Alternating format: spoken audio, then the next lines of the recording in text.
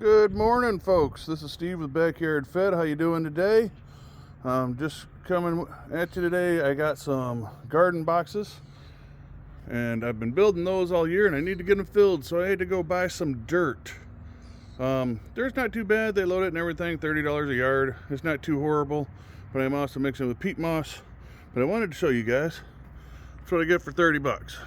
Okay, I built a lot of boxes this year, so I'm probably gonna need at least 4 of these loads plus the peat moss. All right, so I just want to let you know I got the dirt in. I want to show you real quick. Let me go back here, show you the boxes that I have and what I'm going to be filling.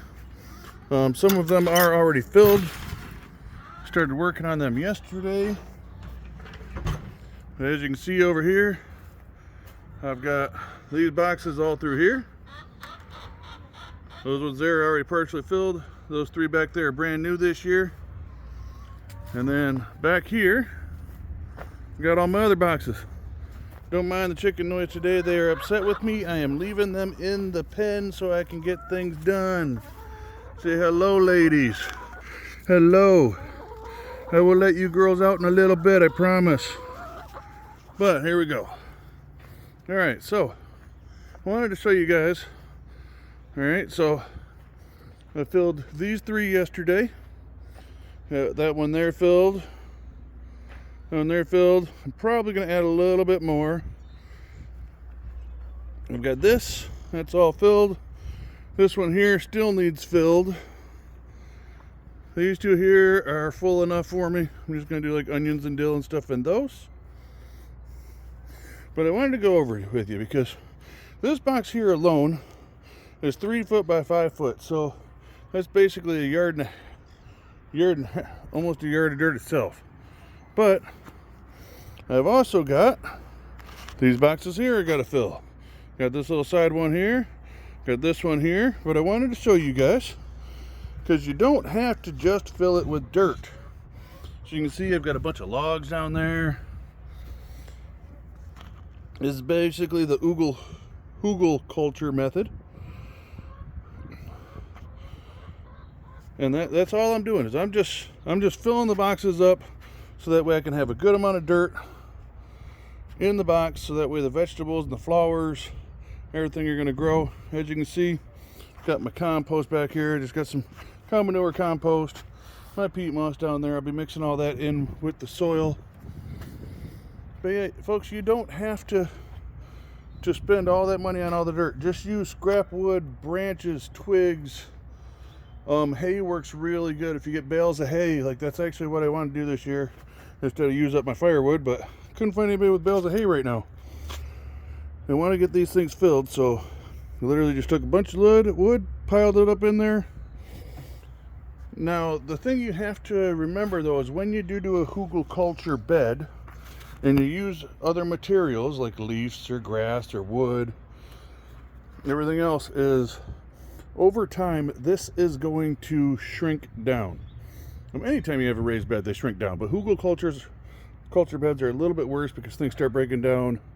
As you can see, there's a lot of open spaces in there.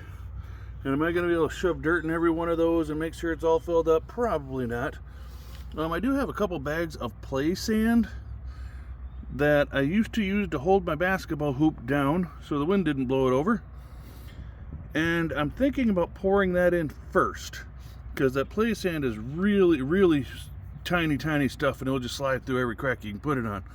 But I've only got like 4 or 5 bags, so it's not going to be enough.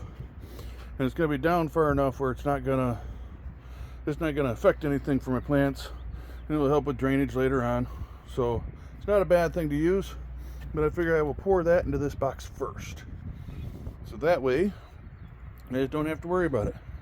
And then over here, bring it back over to this ones here.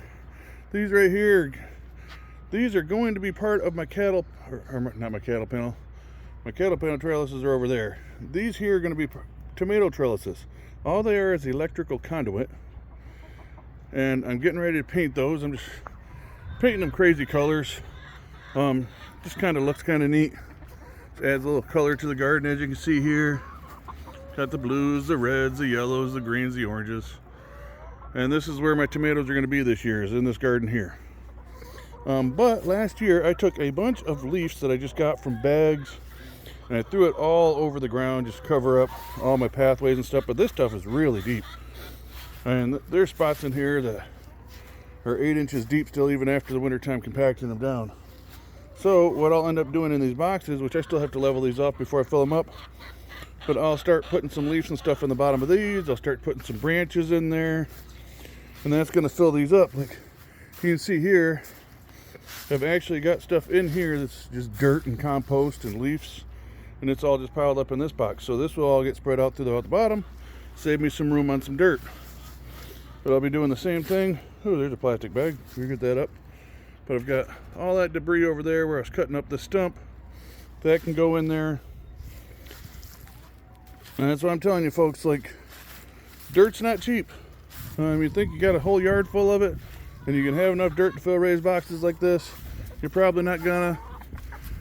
Hello, Sonny. I put the chicken wire up so you can't get out. Yes, you're just stuck in there, little lady. You're just stuck. You're just stuck, baby. I know, all you girls want out, I know. But I just wanted to let you know that's what I'm doing. I'm gonna get all these raised boxes filled up so that way I can get my garden and everything going. But remember, dirt's not cheap. So when you get going and you're paying for this stuff, I mean, don't get me wrong, I've got my compost pile and everything else I'll be adding in and everything else, but I'm still going to need 3 or 4 of these truckloads. I've already went through one. This is number 2. So use what you can. Fill in the bottoms. And I mean, it doesn't even have to be like stuff like logs and stuff. You don't want to just put garbage in there, obviously, but like say you have a pile of bricks.